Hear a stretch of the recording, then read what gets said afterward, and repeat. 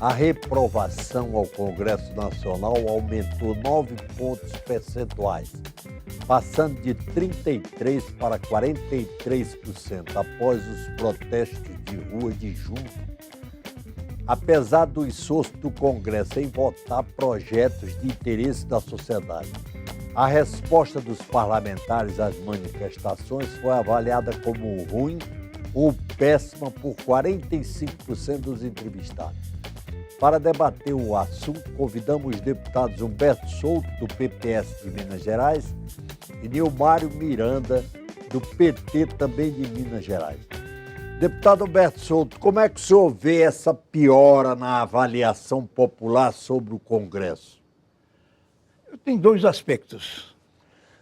Eu vi com grande alegria e com grande prazer as manifestações de rua.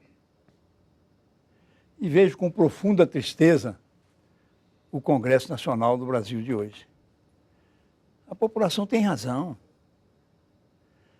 Não é só o Congresso, não. Tudo no Brasil vai mal. No sentido da moralidade, da ética, do compromisso popular, do compromisso com a moral, do compromisso com o país. Você acaba provocando essas entidades todas, esses órgãos todos, ou esses poderes todos, uma profunda tristeza na população e decepção. E isto, ao mesmo tempo, é muito bom quando você vê a população reagir. Porque um país democrático, que o povo abaixa a cabeça e concorda com a desigualdade de renda, com as injustiças, com a desonestidade, com a corrupção, é um país destruído. Mas quando o povo reage, vai para a rua, aí você tem que ter alegria, porque não está perdido, as coisas não estão perdidas, as coisas têm jeito. Basta que a população aprofunde essa consciência de que ela tem que fazer a transformação, porque o Congresso não vai fazer. Deputado Nilmário Miranda, o senhor como é que vê essa perda de credibilidade da instituição legislativa, que é a principal instituição do regime democrático, é o Congresso. Mas tem também a necessidade de uma reforma política, que é um velho problema que se tenta fazer sem resultado desde 46, né? Desde 1946. É a reforma do Estado e a reforma política, né? Verdade. Mas eu queria dizer, em primeiro lugar, que o Brasil vive a melhor experiência democrática de sua história. A melhor Constituição que o Brasil já teve. E isso chama a atenção do mundo também. Que é um país que cento e tantos milhões de pessoas, 120, 130 milhões, decidem o rumo do país sem um tiro, sem guerra civil, que está assolando outros países de forma pacífica. Isso é importantíssimo. Agora, ficou óbvio que há uma crise de representatividade em relação ao poder legislativo. As pessoas não se sentem representadas. Então, nós temos que fazer uma reforma da política, uma reforma política. Essa é a questão central, porque as demais dependem disso. O povo nas ruas pediu uma melhora de vida nas metrópoles, né? Uma vida de baixa qualidade, falando da mobilidade urbana, falou da saúde e educação muito, e de outras questões, mas essas três predominaram. Né? Ora, por que isso não é feito? Porque o povo não tem confiança que essa instituição vai fazer. Então, tem que fazer uma reforma, tem que ouvir a voz das ruas. Mas não ter muita consciência também de que a crítica exagerada ao parlamento, ela prejudica a democracia. Não existe democracia em parlamento. Portanto, reformar a política, o modo de fazer política, dando mais atenção ao povo, as formas de participação popular, né? Isso aí foi desprezado no Brasil. Aqui se consideram o referendo, plebiscito, participação popular exceções. Quantos plebiscitos nós tivemos? Tem país que faz 100 plebiscitos no ano. Toda eleição tem 100 plebiscitos, municipais, estaduais, nacionais. Por que a gente aqui é um escândalo fazer plebiscito? Como se fosse até autoritário. como autoritários. A presidente Dilma Rousseff propôs um plebiscito, né? Estava sobre a certo. reforma política, para que o povo manifeste a sua opinião sobre o assunto. Pressionar o Congresso, que o Congresso, aí o deputado Humberto Souto tem razão. O Congresso não quer fazer reforma política. Teve todas as chances e não quis fazer. Em 2007 derrotou a reforma política por 27 votos. 32 votos. 32 votos. E em 2013 sequer permitiu que ela entrasse em pauta. Derrotou o requerimento de urgência para que ela entrasse em pauta. Então o Congresso disse, nós não queremos fazer a reforma. Então esse é um dos pontos, para mim, centrais. Você vê que nas manifestações fala de reforma política, mas de lá para cá, esse tema passou a predominar, deputado Humberto Souto. Sim, é verdade, mas o que acontece não é... É preciso você também estar atento a esse domínio de poder que encanta os políticos brasileiros. O político brasileiro, ele não tem a noção exata de que ele está na política para servir, para construir o benefício, né, na educação, na saúde, na solidariedade, em todos os sentidos. Né? Que é importante também o desenvolvimento para isso. A construção do desenvolvimento, você vai construir meios de promover essas reformas que precisam ser feitas. Mas o Brasil, o político brasileiro perdeu esse sentimento. Hoje as pessoas não entram na política mais preocupadas, Tarcísio, com a educação, preocupadas com a saúde pública, preocupadas com a pobreza, preocupados... Não entram mais... As pessoas entram na política, já entram como vereador, ele já entra pensando em se reeleger, porque a Revolução, infelizmente, criou o vencimento para os vereadores. Então, o vereador vai eleito, depois da primeira eleição, ele já está pensando na eleição futura, porque o vereador passou a ser o melhor emprego da cidade. Um vereador na minha cidade ganha R$15 mil por mês, fora as outras... Montes Claros, né? Montes Claros. R$15 mil. Então, quem é que o vereador que vai eleito? Vai eleito um barbeiro, vai eleito um mecânico, vai eleito um professor que ganha R$2 mil, R$3 mil, vai eleito... Ele vai querer se reeleger, claro, é normal isso. E aí, meu filho, nessa luta da reeleição, vale tudo. E isso vai subindo, e vem subindo desde a Revolução até hoje, vem subindo até chegar no Congresso Nacional. Então, não há mais o sentimento da política como é o termo política, como deve ser feita a política, para servir o Brasil, para servir o seu Estado. O que está acontecendo no Brasil? A saúde pública acabou, a educação é de quinta categoria, que você sabe disso. Não há país nenhum do mundo que vai concorrer hoje, internacionalmente, sem ter uma educação de primeiro mundo. Nós não temos nem ensino em horário integral. Nós temos ensino de quinto país do mundo. Então, nós precisamos ter essa sensibilidade para essas coisas. E você só muda isto, e aí vem um grande problema. Se você mudar o político brasileiro. Com esse político, com essa forma de eleição, onde o poder econômico tem uma predominância enorme, onde hoje as igrejas... Essa que é a questão. Hoje... Acho que a questão central é essa, viu? Exatamente. Então, deixa eu terminar, é só esse raciocínio aqui. Então, onde você hoje, uma pessoa pobre como eu, como você, não é pobre que nós não somos pobres, mas uma pessoa que não somos ricos... Médio. De classe média, ele se elege se ele entrar por igreja, e for um pastor, um grande pastor nacional, se ele for um grande jogador de futebol, se ele for um grande jornalista, ou se ele for um milionário, que as empresas dele elegem ele comprando voto. Fora daí, rapaz, é uma dificuldade. Eu sei o que é, depois de 10 mandatos, eu perder uma eleição. Eu tinha uma eleição absolutamente ganha, não tinha dúvida, porque eu trabalhei 4 anos na minha região, na área de educação, da universidade, Foi da surpreendido, saúde. Né? Foi porque compraram os votos, Tarcísio. Compraram ou entraram essas instituições e esses organismos na campanha eleitoral para eleger os seus candidatos. E você, quando você assustou, os votos estavam pulverizados. Você Então, vê uma figura importante como o deputado Roberto Magalhães, de Pernambuco, abandonou a política e disse que por causa disso, por causa da influência cada vez maior do poder econômico lá em Pernambuco. Tem que separar a eleição do poder econômico. Isso eu ia terminar a minha fala dizendo isso.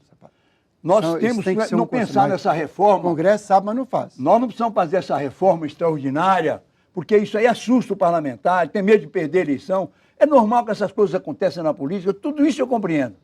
Como é que você tem que fazer para vencer isso?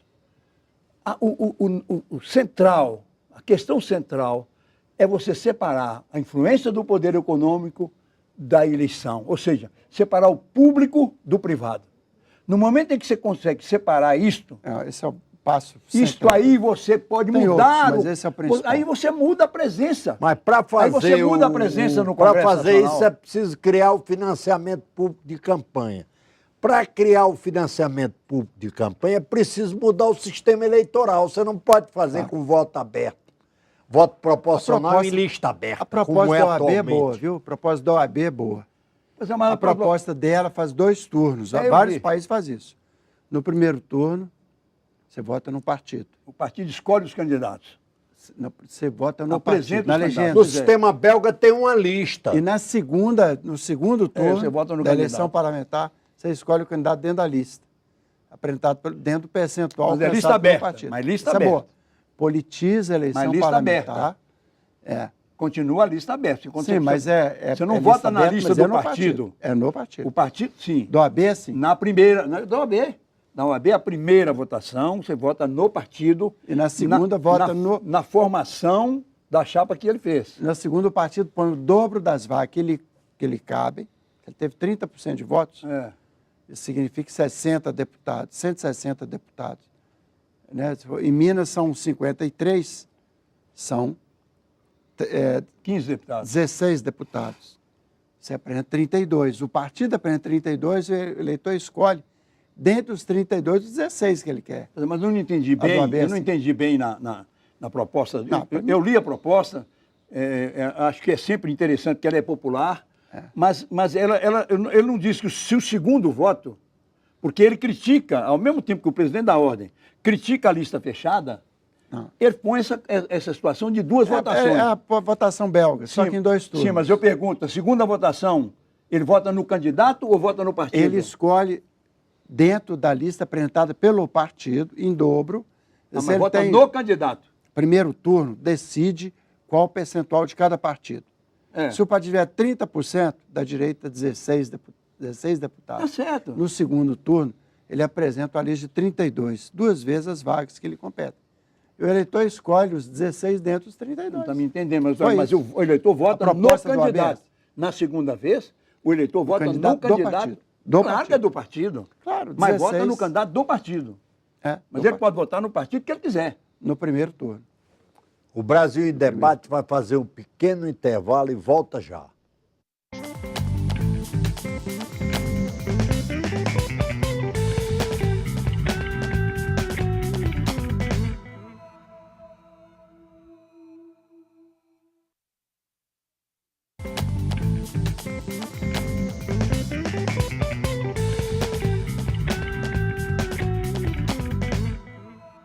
O programa Brasil em Debate está de volta com os deputados Humberto Souto, do PPS de Minas Gerais, e Nilmário Miranda, do PT, também de Minas Gerais. O Brasil em Debate é uma produção conjunta da Rádio Câmara e da TV Câmara. Nosso tema é a reforma política. Deputado Humberto Souto, mas tem problemas também, não só no Congresso, como na área do Poder Executivo. Nós temos 39 ministérios. É muito ministério e não há necessidade disso, não é? Porque gera uma confusão maior ainda em termos administrativos. Você sabe por que acontece isso? É exatamente pela falta da reformulação política. Num país como o nosso, democrático, você tem uma eleição com 30 partidos ou 40 partidos. O candidato que ganha a presidência da República ganha com 20% dos votos. Aí ele quer em nome da governabilidade, é um nome que inventaram, sabe? Para poder justificar tudo que tem que ser feito. Aí você tem que fazer uma coalizão partidária. E aí o partido, que dentro daquele processo que eu disse anteriormente, do fisiologismo e do pensamento só no pessoal e não no coletivo, ele exige do presidente, seja a Dilma, seja qualquer um outro, que um ministério para o partido dele. O outro partido exige outro ministério. E o presidente, quando não tem compromisso também com um governo republicano, está querendo fazer o governo dentro de um processo dos seus sonhos, ou da sua realidade, ou do seu fisiologismo, ninguém sabe, ele então cede às pressões dos partidos, desses partidos que hoje são balcões de negócio.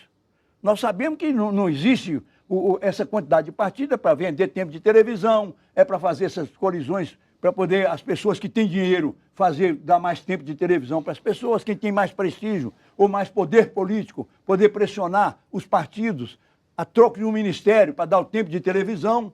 Agora, por exemplo, a presidente da República acabou de dar um novo ministério, criar um novo ministério, o Ministério das Pequenas Empresas, para um deputado que é vice-governador do Alckmin. Tirou o vice-governador para ser ministro, para poder formatar esse processo político nacional, que é quanto mais partido, tem mais tempo de televisão, quanto mais isso, você tem mais isso. E é isso que está prevalecendo no Brasil. Então nós temos que mudar isto, porque mudando isto, nenhum presidente da República vai ter necessidade de fazer isso. Agora, aí isso envolve também um problema específico, que é a reforma do Estado. Sim. A reforma do Poder Executivo, para reduzir os ministérios, reduzir o que aí a 9, 10. Não seria o razoável, não? Não, eu acho que isso é uma questão menor, no entendimento. Será? Acho. E se o impacto fiscal disso é pequeno?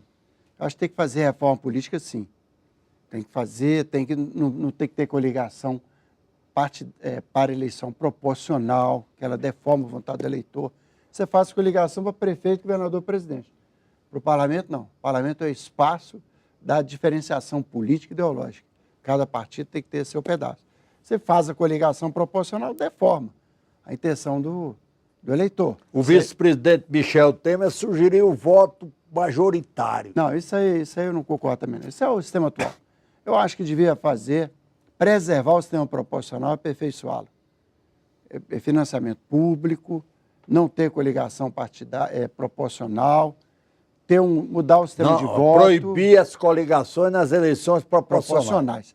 Isso aí, só isso. Já seria um grande avanço. Essa proposta do OAB de fazer em 2 turnos também resolve. Primeiro turno você vota nos partidos. Aqueles partidos sem expressão ficarão sem expressão.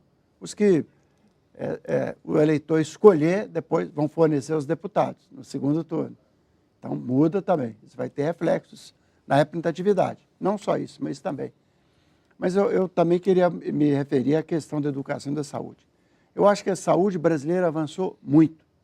A atenção básica, para mim, está bastante avançada no Brasil. Que isso? A atenção básica está avançada.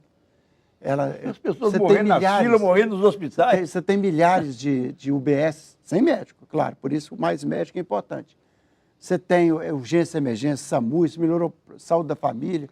O que falta agora, eu acho que é uma segunda etapa de mais qualidade, que é a especialidade, a complexidade média. Isso é mais caro, precisa financiar. Aqui a Câmara dos Deputados acabou com a CPMF, que era uma contribuição justa. Quem ganhava mais pagava um pouquinho, ganhava menos pagava nada. E a maioria do povo não tem conta bancária, não tem cheque. Então esse era uma boa contribuição. Tirou e não pôs nada no lugar. Então a saúde, o que agora para melhorar a qualidade precisa de dinheiro, de reforma tributária. A reforma tributária precisa da reforma política. Porque quem está aqui no Congresso não quer fazer reforma tributária. O Brasil está de cabeça para baixo. Quem paga mais não paga nada, quem ganha mais não paga nada. Qual que devia ser a justiça tributária? Quem ganha mais, paga mais. Quem ganha menos, paga menos. Quem não ganha nada, recebe. Agora, são 2 tamanhos aqui no Congresso, a reforma política e a reforma tributária. Não quer que rico pague imposto. Não saem. É a mesma coisa. Quem financia, quem hegemoniza o Congresso, que vem do poder econômico não quer reforma tributária, não quer pagar imposto. Então, quem vai sustentar a melhoria? Como é que vai ter uma educação melhor? Nós já temos, a educação melhorou muito no Brasil.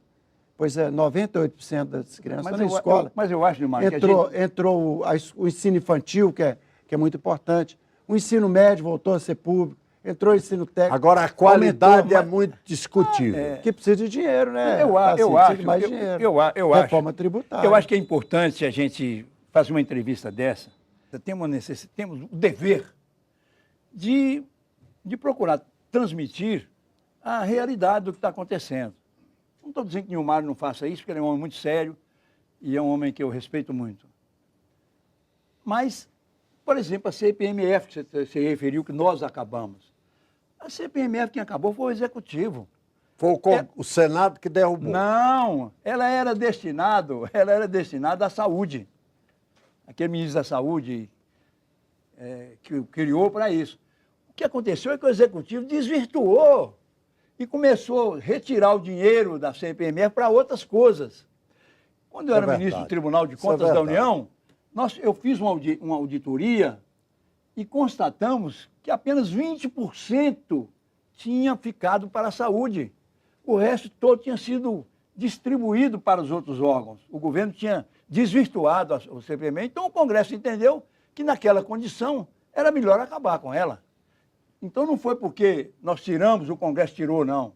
Agora, mas eu acho, de tudo isso, eu acho que a reforma política é fundamental, porque se você não fizer a reforma política, você não muda o número de ministérios. E eu entendo que o número de ministérios pode até pouca repercussão, como você disse, no orçamento. Mas ele simboliza uma orgia política. É claro que ele simboliza o negativismo para a população. E isso a população reage a isso. Como ela reage, por exemplo, ao salário maior de um deputado ou um salário maior de um ministro.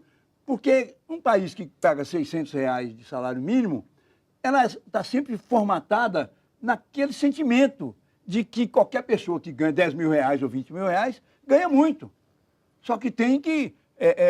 as pessoas não informam que hoje um deputado ganha quase o que ganha um juiz de direito. Então não tem nada de absurdo, nem nada de coisa nenhuma, mas para a população, realmente, se o deputado não ganhasse nada, era muito melhor para a população. Eles sentem isso, que você tem que fazer isso como faziam os vereadores antigamente, que não ganhavam. Os vereadores não ganhavam antigamente, como eu fui vereador em Montes Claros e não ganhei como vereador. Então a população acha que nós, deputados, devemos ser deputados para servir o povo. E o sentimento de servir não tem que ganhar nada.